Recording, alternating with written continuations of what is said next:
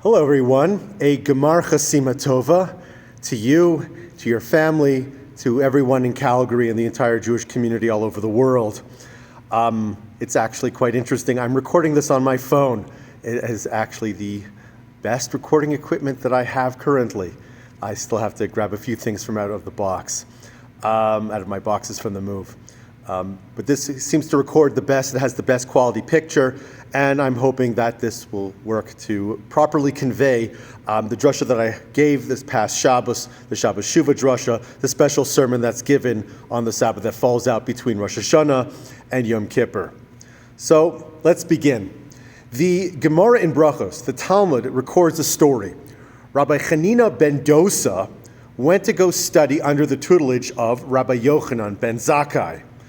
So Rabbi Chanina is the student, and Rabbi Yochanan ben Zakkai is the teacher. Soon after the student arrives, Rabbi Chanina, the teacher's son, the son of Rabbi Yochanan ben Zakkai, falls ill.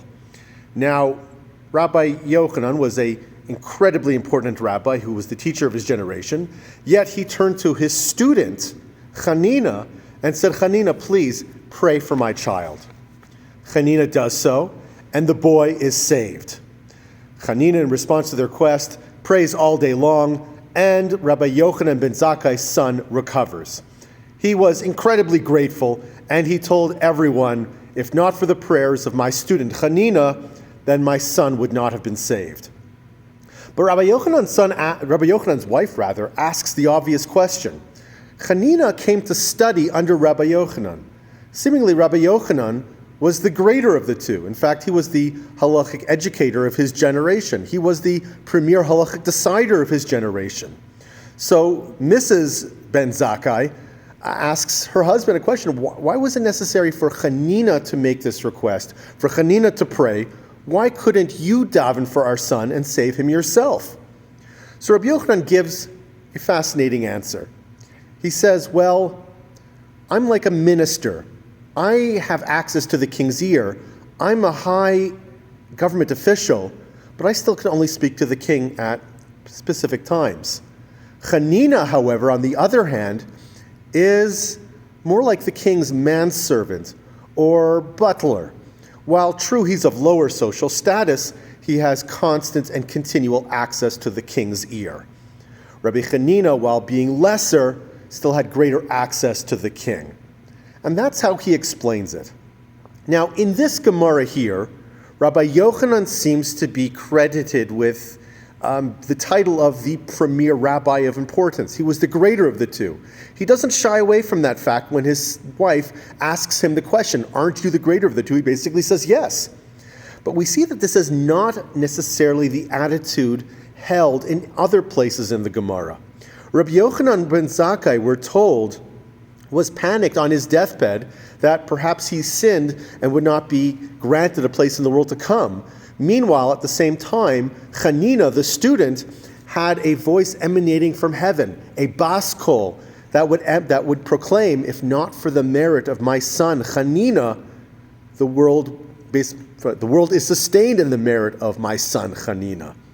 So there seems to be a bit of a discord, a bit of a contradiction. In some places we see that Rabbi Yochanan was the greater of the two, and in other places we say that Rabbi Chanina was the greater of the two. Which one is it? How do we explain this? And perhaps is there a lesson that the rabbis from the Talmud, the Chazal, are trying to teach us through communicating these stories? To answer this question, I'm actually going to quote a verse from Daniel, a pasuk. Matzdikei harabim kechochavim la'olam va'ed. Those who bring the multitude to righteousness will endure like the stars forever.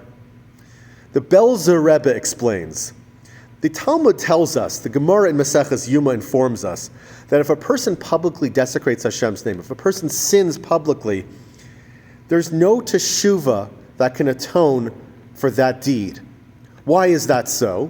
Well, the Gemara explains, because if I commit a sin and other people emulate that behavior because I've done it publicly, and that becomes a family tradition that gets transmitted from father to son, from mother to daughter, generation to generation, then even if I clean up my act by saying, Hashem, please forgive me, the wrong the shmutz that was created is still here and it still continues to be generated. These behaviors, these actions that I had planted the seed grow a poisonous fruit, to quote the shadow, or a bitter fruit. So I can never really completely atone for the sins that I commit because the sins are still present if other people are emulating my behavior. But the opposite is also true, the Belzer Rebbe explains.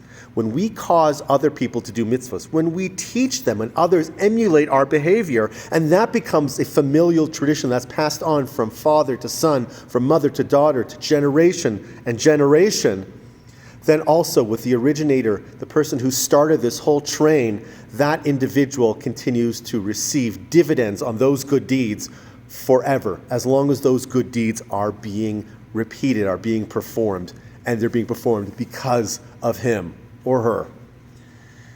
In this way, perhaps now we can understand, at least that's how we understand the verse, the Matzlikei Rabbim, the person who brings the multitudes to righteousness will be like the stars that endure forever. Their reward endures forever. Their dividends are always being collected. Perhaps now we can explain the contradiction. Rabbi Yochanan was the teacher of his generation. We're told that during the siege of Yerushalayim, of Jerusalem, before it was destroyed, Rabbi Yochanan ben Zakkai escaped. He was able to suss out acquiescence from the Romans to establish a rabbinical academy at Yavna, and he became the teacher of generations. And we're still continuing to study the Torah because of the actions and activities of Rabbi Yochanan. He was the teacher of his generation. He was one who single-handedly saved the world's Torah. When we keep mitzvos now today, when we study the Torah, Rabbi Yochanan still collects his dividends. Of course, in a straight measure of schusim, of merits, Rabbi Yochanan outweighs any of his contemporaries. But on the other hand, much of Rabbi Yochanan's greatness is generated through forces outside of himself. It's possible that on an individual level, Rabbi Chanina was still greater. He was more spiritual. He was more pure. He was closer to Hashem, who might be even more receptive to his prayers over those of Rabbi Yochanan. So while Rabbi Yochanan has, in terms of numbers of merits, more than anyone else, and in that way he's greater, at an individual, at a personal level, Rabbi Chanina, it is possible, was the greater of the two.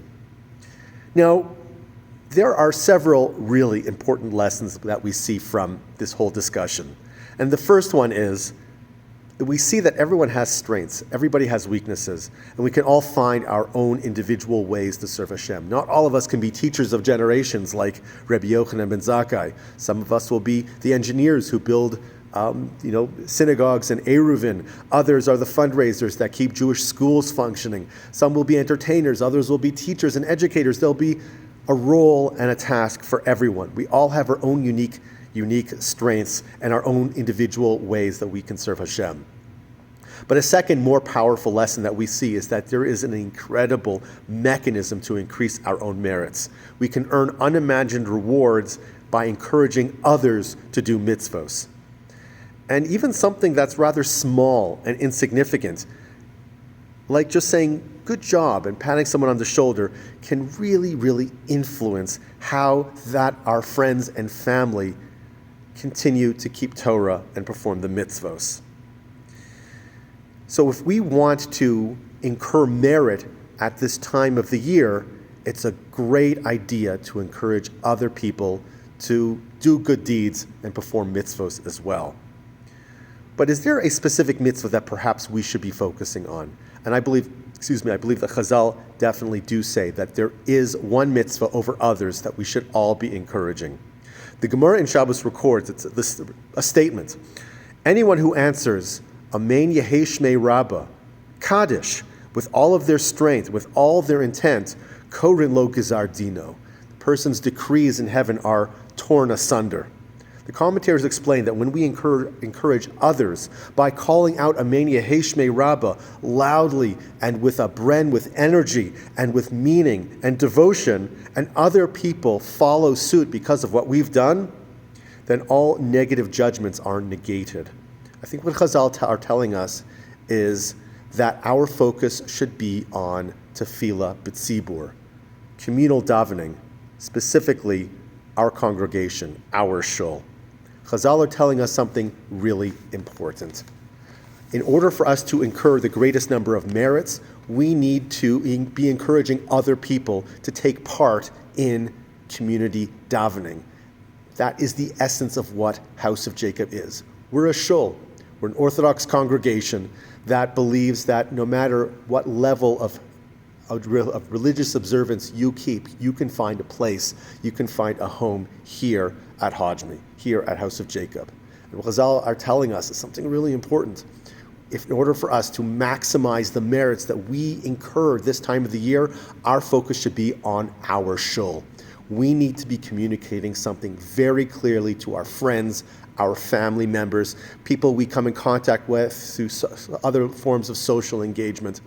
But we need to be telling everyone that Hajmi is back. COVID really tore asunder many feelings of community that so many had. And our shul has suffered greatly as a consequence. But that's mostly behind us now. Now, most of the government's requirements have been lifted. You no longer have to enroll in Alcan or whatever the government program is to cross the border. That's no longer a requirement. That's no longer necessary. COVID is mostly behind us. And while it does hover in the background, we as a community need to come together. You need to tell everyone. You need to encourage your friends, your family members, those who have left the shul, those who have never experienced our congregation, that Hajmi is here, this congregation is back, and that we're a fantastic, wonderful place for spiritual growth, regardless of who you are and where you're from. Chazal are very clear.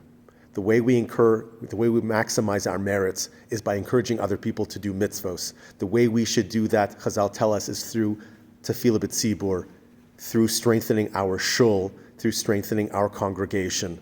And we all have our own role to play in all of this. We all have our strengths. Maybe you won't be bringing in 15 people, but you can definitely bring in 1 or 2. You can encourage them to come to a book club meeting. You can be encouraging them to come to an ice cream social, if not for davening, if not for a class. But we all have to be acting in this way in order to be zochet, in order to merit a favorable judgment. I wish you all a Gemar Chasima Tova, a fantastic, wonderful, beautiful new year, a year of strength, a year of renewal, a year of tefillah b'tzibur, a year of communal davening and social programming, where Hajmi is once again at the center of our Jewish life. Again, I wish you all a Gemar Chasima Tova. Be well. Bye-bye.